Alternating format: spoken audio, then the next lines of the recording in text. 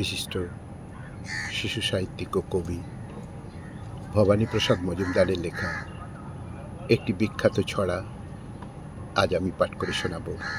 ছড়া বাহন বদল। শুরু করছি।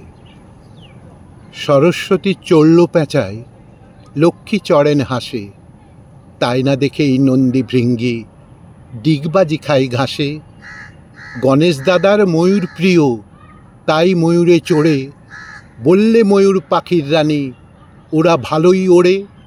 হিরোকার্তিক চড়ল সিংহে, সিংহ বলল ওরে এক্ষুনি নাম নইলে মুখে কামড়ে দেব জোরে। কার্তিক কেশর জাপটে ধরে, চেঁচায় সিংহ বাবু ওমা বাঁচাও তোমার পোলা করল আমায় কাবু।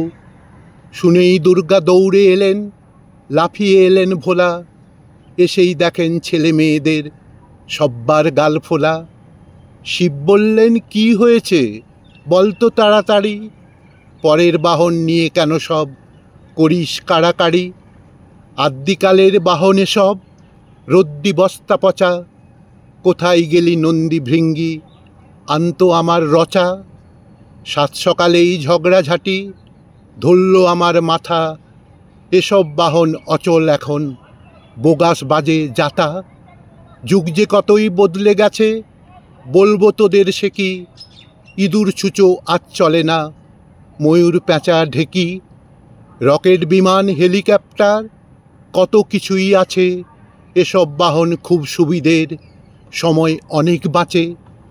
সময় ছাড়াও যাতায়াতের কমবে কতই ধকল, চাইছি আমি এরা বাহনের জায়গা করুক দখল।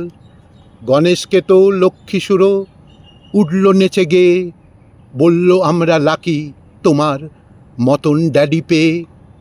অবাক হয়ে দেখছো কি মা, বাবার কাছে শেখো, নতুন বাহন দিলেন বাপি সবাই মনে রেখো। ড্যাডি আমাদের ফ্যান্টাস্টিক উদার পরাণ খোলা, আই তাই সব চেঁচিয়ে বলি জয় বাবা বোম ভোলা। আই তাই সব চেঁচিয়ে বলি জয় বাবা বোম ভোলা।